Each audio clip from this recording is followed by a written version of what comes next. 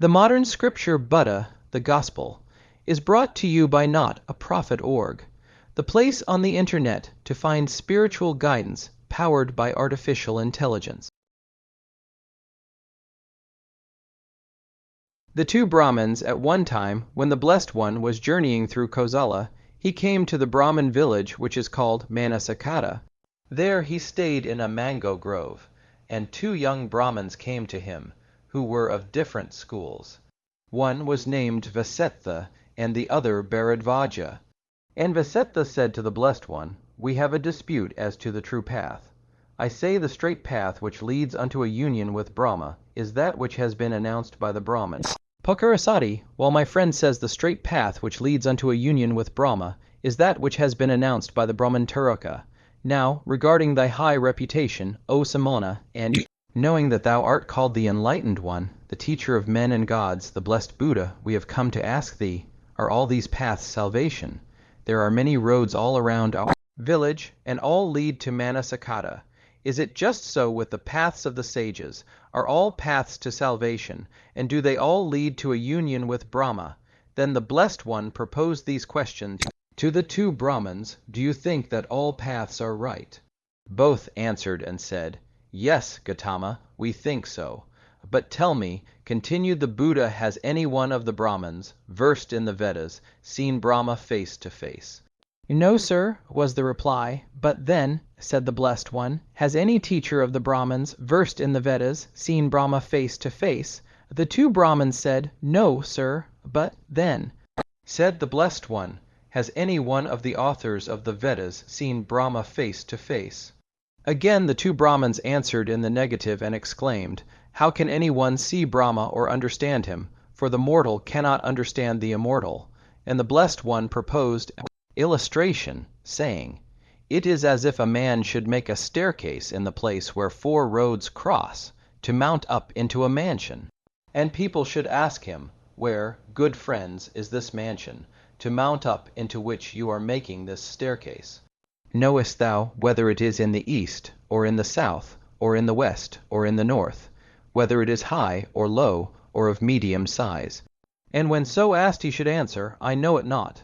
And people should say to him, 'But then, good friend, thou art making a staircase to mount up into something, taking it for a mansion, which all the while thou knowest not, neither hast thou seen it.' And when so asked he should answer, 'That is exactly what I do. Yea, I know that I cannot know it.' What would you think of him? Would you not say that the talk of that man was foolish talk?" "In sooth, Gautama," said the two Brahmans, "it be foolish talk." The Blessed One continued, "Then the Brahmans should say, 'We show you the way unto a union with what we know not and what we have not seen.'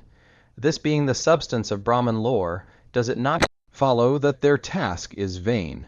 "It does follow," replied Bharadvaja. Said the Blessed One, "Thus it is impossible that Brahmans versed in the three Vedas should be able to show the way to a state of union with that which they neither know nor have seen, just as when a string of blind men are clinging one to the other, neither can the foremost see, nor can those in the middle see, nor can the hindmost see. Even so, methinks the talk of the Brahmans versed in the three Vedas is but blind talk. It is ridiculous, consists of mere words, and is a vain and empty thing. Now suppose," added the Blessed One, "that a man should come hither to the bank of the river, and, having some business on the other side, should want to cross. Do you suppose that if he were to invoke the other bank of the river to come over to him on this side, the bank would come on account of his praying? Certainly not, Gautama. Yet this is the way of the Brahmans. They omit the practice of those qualities which really make a man a Brahman, and say, 'Indra, we call upon thee. Soma, we call upon thee. Varuna, we call upon thee. Brahma, we call upon thee.' Verily, it is not possible that these Brahmans, on account of their invocations, prayers, and praises, should after death be united with Brahma. Now tell me," continued the Buddha, "what do the Brahmans say of Brahma? Is his mind full of lust?" And when the Brahmans denied this, the Buddha asked, "Is Brahma's mind full of malice, sloth, or pride?" "No, sir," was the reply. "He is the opposite of all this." And the Buddha went on, "But are the Brahmans free from these vices?" "No, sir," said Vasettha. The Holy One said, "The The Brahmans cling to the 5 things leading to worldliness and yield to the temptations of the senses.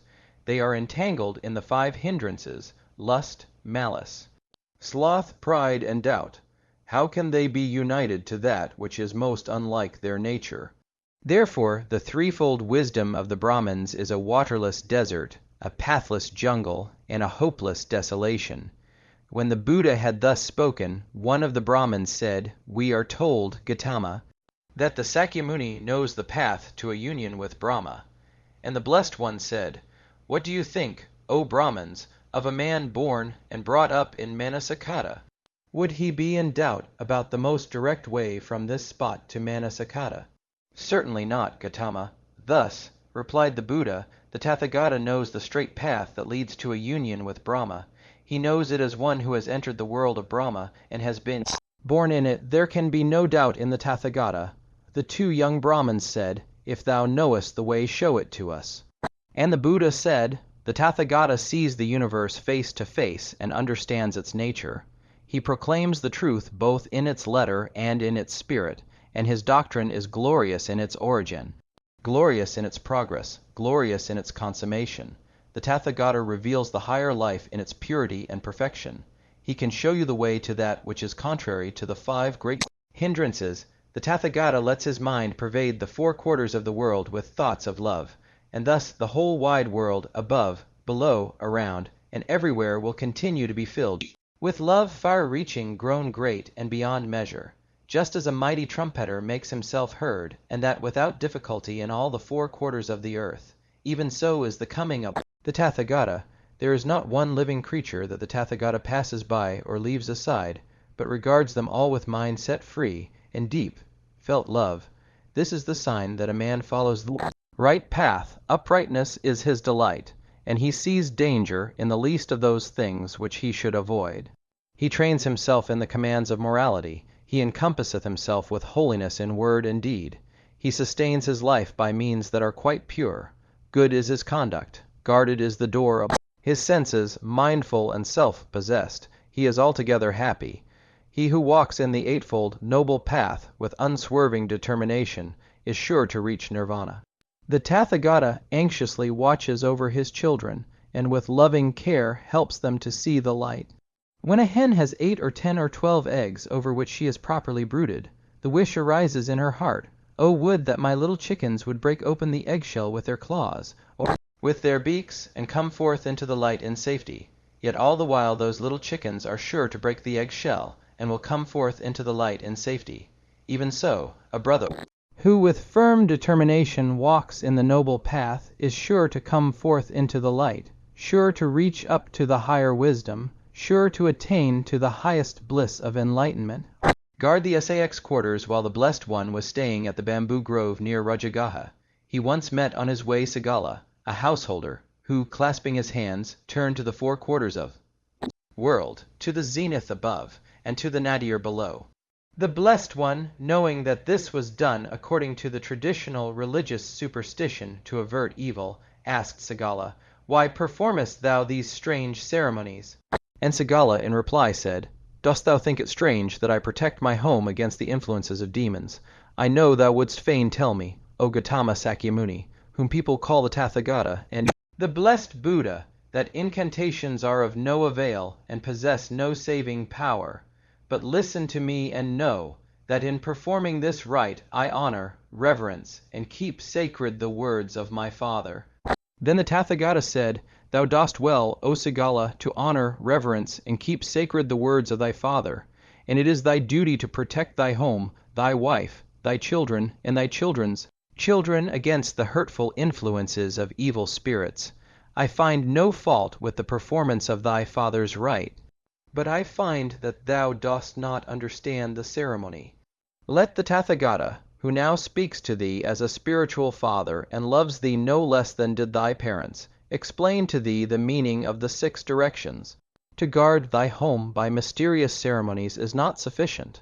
Thou must guard it by good deeds. Turn to thy parents in the east, to thy teachers in the south, to thy wife and children in the west, to thy friends in the north, and regulate the zenith of thy religious relations above thee, and the nadir of thy servants below thee. Such is the religion thy father wants thee to have, and the performance of the ceremony shall remind thee of thy duties." And Sigala looked up to the Blessed One with reverence as to his father, and said, "Truly, Gautama, thou art the Buddha, the Blessed One, the Holy Teacher. I never knew what I was doing, but now I know. Thou hast revealed to me the truth that was hidden as one who bringeth a lamp into the darkness. I take my refuge in the enlightened teacher, in the truth that enlightens, and in the community of brethren who have been taught the truth." Sim has questioned concerning annihilation. At that time, many distinguished citizens were sitting together assembled in the town hall, and spoke in many ways in praise of the Buddha, of the Dharma, and of the Sangha. Simha, the general, in chief, a disciple of the Niggantha sect, was sitting among them. And Simha thought, "Truly, the Blessed One must be the Buddha, the Holy One. I will go and visit him." Then Simha, the general, went to the place where the Niggantha chief, Nataputta, was. And having approached him, he said, "I wish, Lord, to visit the Samana Gautama." Nataputta said, "Why should you, Simha, who believe in the result of actions according to their moral merit, go to visit the Samana Gautama, who denies the result of actions? The Samana Gautama, Simha, denies the result of actions. He teaches the doctrine of non-action, and in this doctrine he trains his disciples." Then the desire to go and visit the Blessed One, which had risen in Simha, the general, abated. Hearing again the praise of the Buddha, of the Dharma, and of the Sangha, Simha asked the Niggantha chief a second time, and again Nataputta persuaded him not to go. When a third time the general heard some men of distinction extol the merits of the Buddha, the Dharma, and the Sangha, the general thought, "Truly the Samana Gautama must be the holy Buddha. What are the Nigganthas to me, whether they give their consent or not?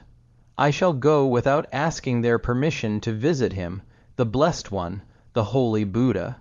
And Simha, the general, said to the Blessed One, "I have heard, Lord, that the Samana Gautama denies the result of actions.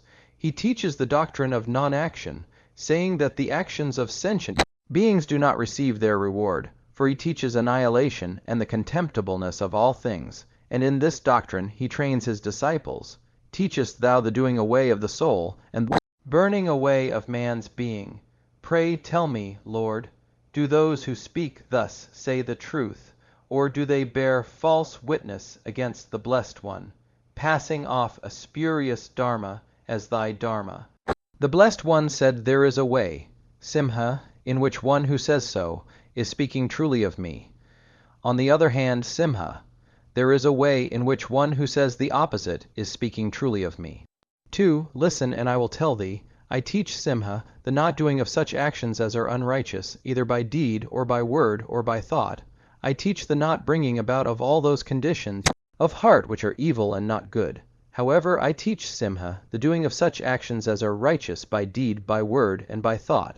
I teach the bringing about of all those conditions of heart which are good and not evil. I teach, Simha, that all the conditions of heart which are evil and not good, unrighteous action by deed, by word, and by thought, must be burnt away. He who has freed himself, Simha, from all those conditions of heart which are evil and not good, he who has destroyed them as a palm tree which is rooted out, so that they cannot grow up again, such a man has accomplished the eradication of self. I proclaim, Simha, the annihilation of egotism, of lust, of ill will, of delusion. However, I do not proclaim the annihilation of forbearance, of love, of charity, and of truth. I deem, Simha, unrighteous actions contemptible, whether they be performed by deed, or by word, or by thought. But I deem virtue and righteousness praiseworthy. Simha said, "One doubt still lurks in my mind concerning the doctrine of the Blessed One. Will the Blessed One consent to clear the cloud away, so that I may understand the Dharma as the Blessed One teaches it?" The Tathagata having given his consent, Simha continued, "I am a soldier, O Blessed One, and am appointed by the king to enforce his laws and to wage his wars. Does the Tathagata, who teaches kindness without end and compassion with all sufferers, permit the punishment of the criminal? And further, does the Tathagata declare that it is wrong to go to war for the protection of our homes, our wives, our children, and our property? Does the Tathagata teach the doctrine of a complete self-surrender, so that I should suffer the evil doer to do what he pleases and yield submissively to him who threatens to take by violence what is my own? Does the Tathagata maintain that all strife, including such warfare as is waged for a righteous cause, should be forbidden? The Buddha replied, "He who deserves punishment must be punished, and he who is worthy of favor must be favored." Yet at the same time he teaches to do no injury to any living being, but to be full of love and kindness. These injunctions are not contradictory, for whosoever must be punished for the crimes which he has committed, suffers his injury not through the ill will of the judge, but on account of his evil doing. His own acts have brought upon him the injury that the executor of the law inflicts. When a magistrate punishes, let him not harbor hatred in his breast, yet a murderer, when put to death, should consider that this is the fruit of his own act. As soon as he will understand that the punishment will purify his soul, he will no longer lament his fate, but rejoice at it. The Blessed One continued, "The Tathagata teaches that all warfare in which man tries to slay his brother is lamentable. But he does not teach that those who go to war in a righteous cause after having exhausted all means to preserve the peace are blameworthy. He must be blamed who is the cause of war. The Tathagata teaches a complete surrender of self, but he does not teach a surrender of anything to those powers that are evil, be they men or gods or the elements of nature. Struggle must be, for all life is a struggle of some kind, but he that struggles should look to it, lest he struggle in the interest of self against truth and righteousness. He who struggles in the interest of self, so that he himself may be great or powerful or rich or famous, will have no reward, but he who struggles for righteousness and truth will have great reward, for even his defeat will be a victory. Self is not a fit vessel to receive any great success. Self is small and brittle, and its contents will soon be spilt for the benefit, and perhaps also for the curse, of others. Truth, however, is large enough to receive the yearnings and aspirations of all selves, and when the selves break like soap, bubbles, their contents will be preserved, and in the truth they will lead a life everlasting. He who goeth to battle, O Simha, even though it be in a righteous cause, must be prepared to be slain by his enemies, for that is the destiny of warriors, and should his fate overtake him, he has no reason for complaint. But he who is victorious should remember the instability of earthly things. His success may be great, but be it ever so great, the wheel of fortune may turn again and bring him down into the dust. However, if he moderates himself, and extinguishing all hatred in his heart, lifts his downtrodden adversary up, and says to him, "Come now and make peace, and let us be brothers," he will gain a victory that is not a transient success, for its fruits will remain forever.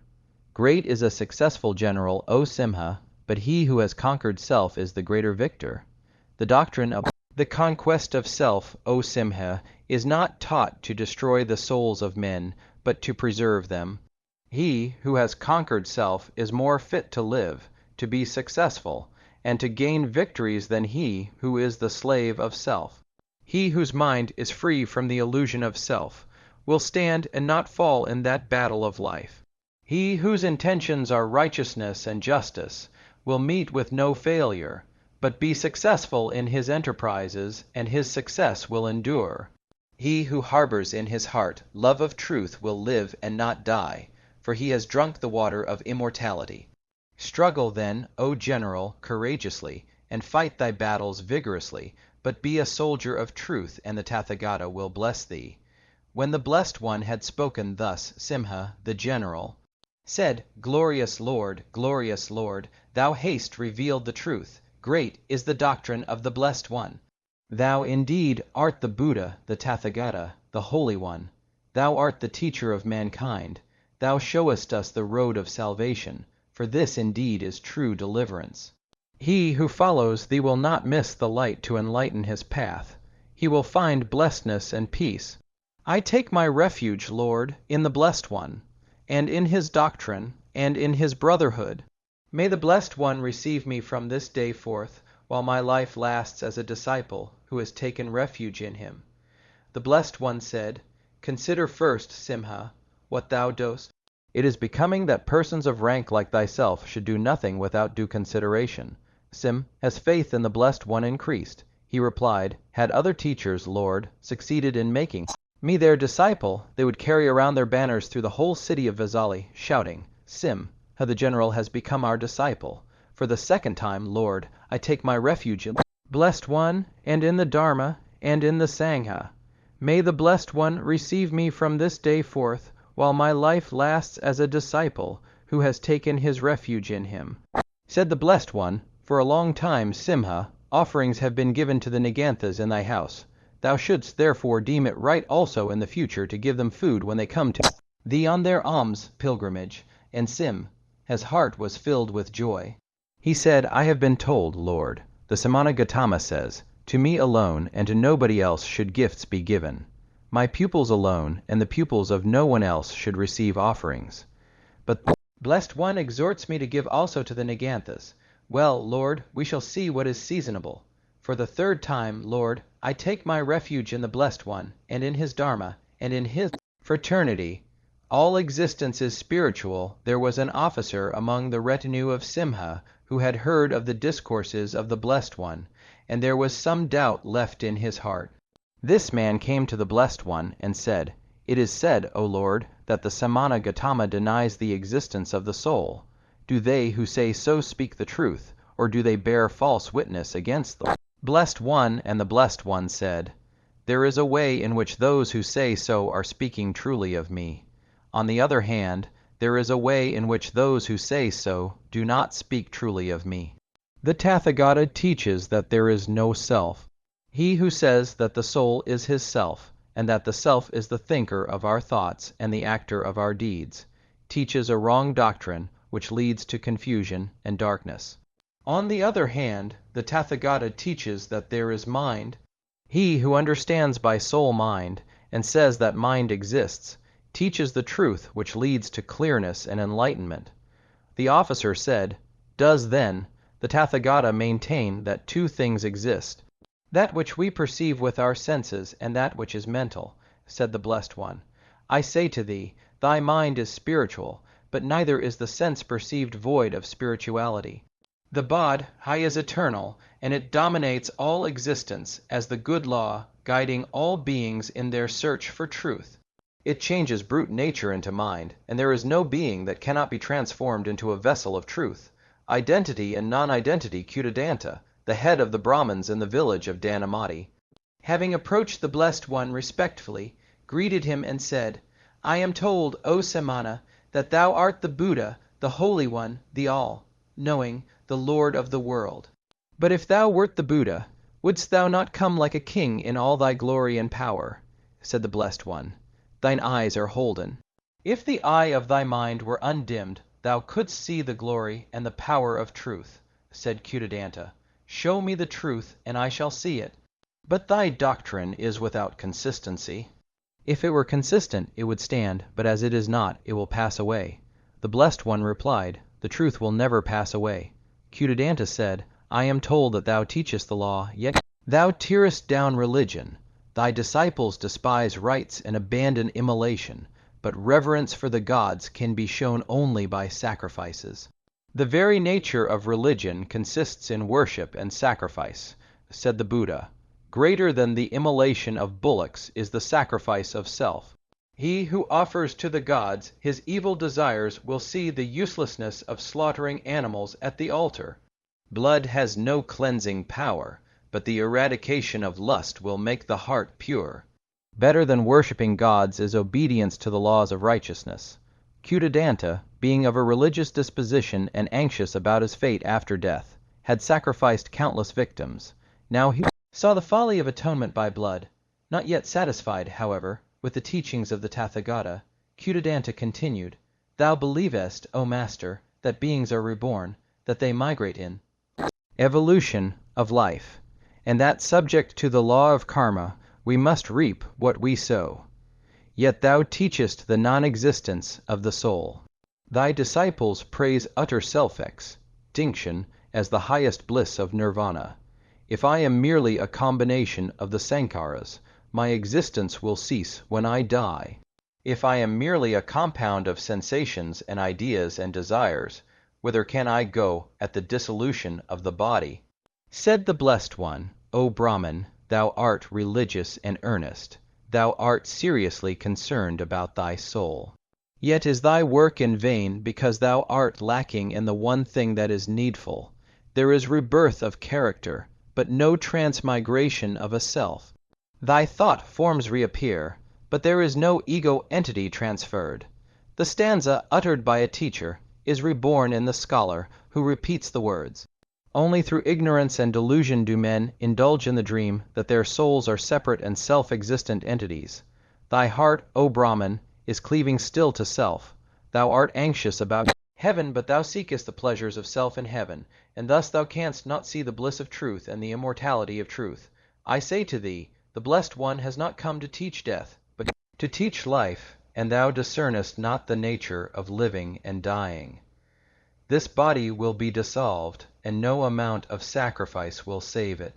Therefore, seek thou the life that is of the mind.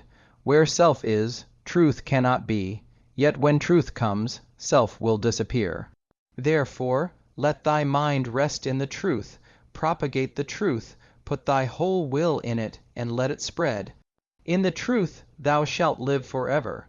Self is death, and truth is life. The cleaving to self is a perpetual dying, while moving in the truth is partaking of Nirvana, which is life everlasting. Then Kutadanta said, Where, O venerable master, is Nirvana? Nirvana is wherever the precepts are obeyed, replied the Blessed One. Do I understand thee aright? Rejoined the Brahman, that Nirvana is not a place, and being nowhere it is without reality. Thou dost not understand me aright. Said the Blessed One, Now listen and answer these questions. Where does the wind dwell? Nowhere, was the reply. Buddha retorted, Then, sir, there is no such thing as wind.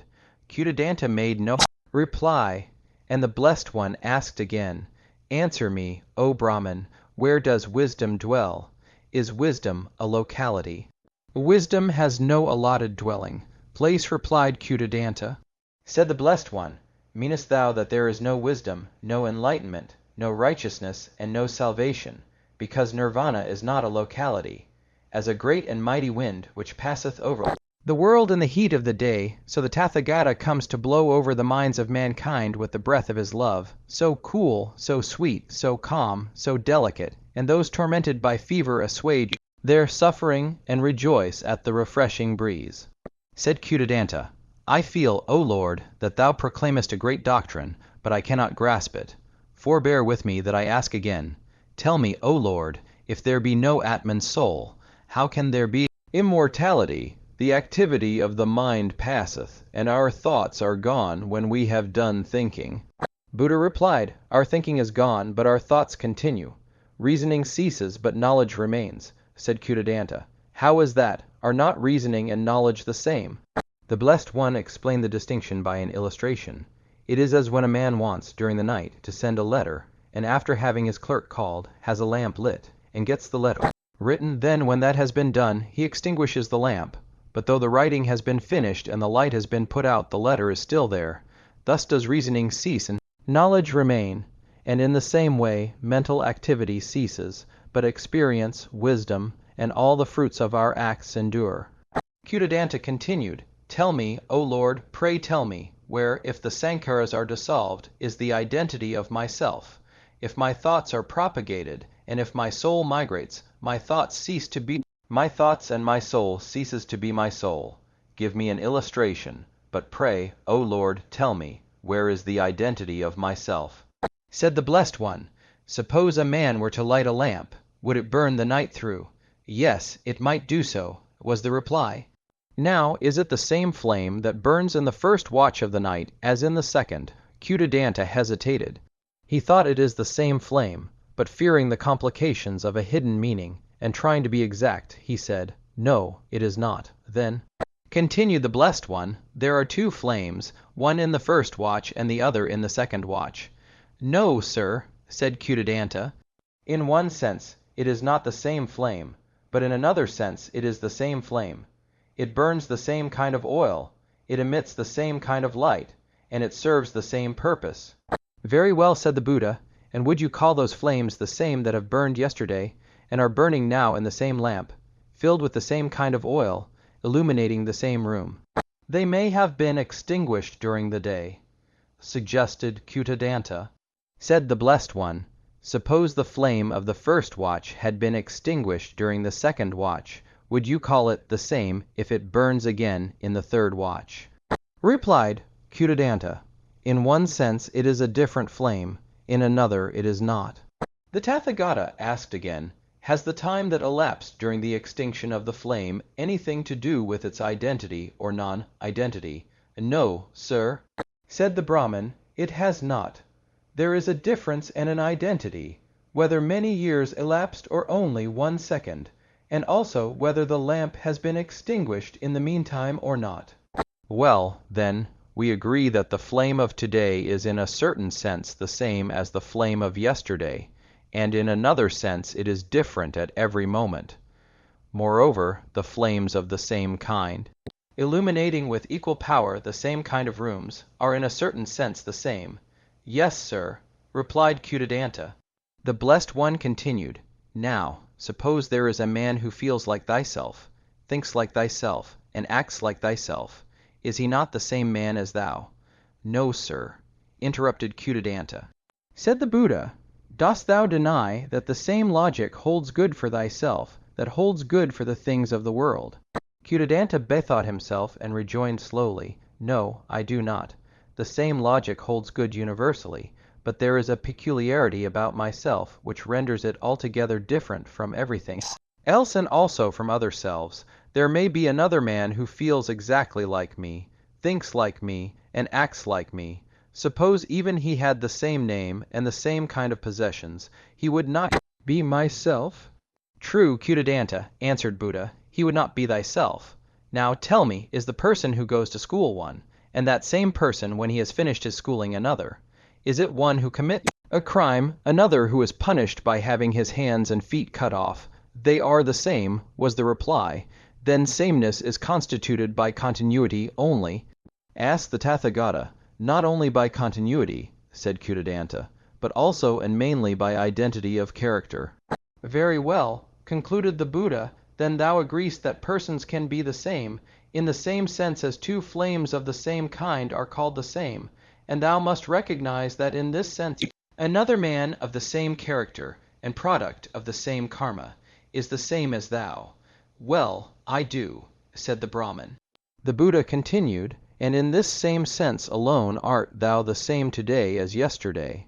Thy nature is not constituted by the matter of which thy body consists, but by thy sankharas, the forms of the body of sensations, of thoughts. The person is the combination of the sankharas. Wherever they are, thou art. Whithersoever they go, thou goest. Thus thou wilt recognize in a certain sense an identity of thyself, and in another sense a difference. But he who does not recognize the identity should deny all identity, and should say that the questioner is no longer the same person as he. A minute after receives the answer, now consider the continuation of thy personality, which is preserved in thy karma. Dost thou call it death and annihilation, or life and continued life? I call it life and continued life, rejoined Kutadanta, for it is the continuation of my existence, but I do not care for that kind of continuation. All I care for is the continuation of self in the other sense, which makes of every man, whether identical with me or not, an altogether different person. Very well, said Buddha. This is what thou desirest, and this is the cleaving to self. This is thy error. All compound things are transitory, they grow and they decay. All compound things are subject to pain, they will be separated from what they love and be joined to what they abhor. All compound things lack a self, an Atman, an ego. How is that? Asked Kutadanta. Where is thyself? Asked the Buddha. And when Kutadanta made no reply, he continued, thyself to which thou cleavest is a constant change. Years ago thou wast a small babe, then thou wast a boy, then a youth, and now thou art a man. Is there any identity of the babe and the man? There is an identity in a certain sense only. Indeed, there is more identity between the flames of the first and the third watch, even though the lamp might have been extinguished during the second watch. Now, which is thy true self, that of yesterday, that of today, or that of tomorrow, for the preservation of which thou clamorest. Kutadanta was bewildered. Lord of the world, he said, I see my error, but I am still confused.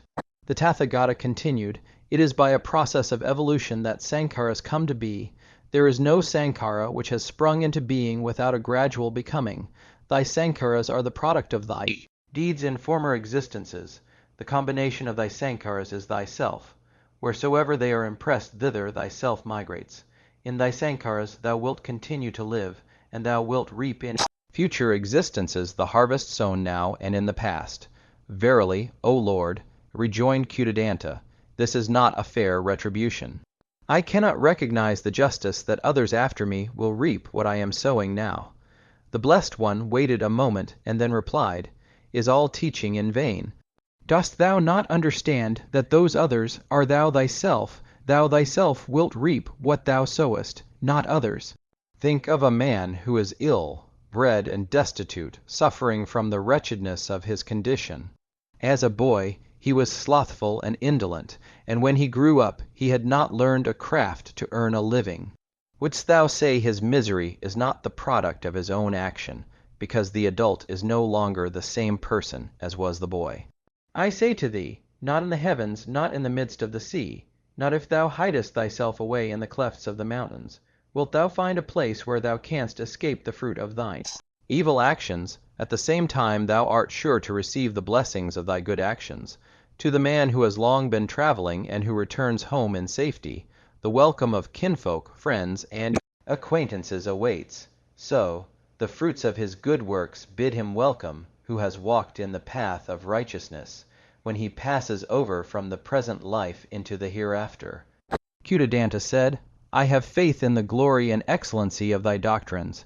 My eye cannot as yet endure the light, but I now understand that there is no self, and the truth dawns upon me.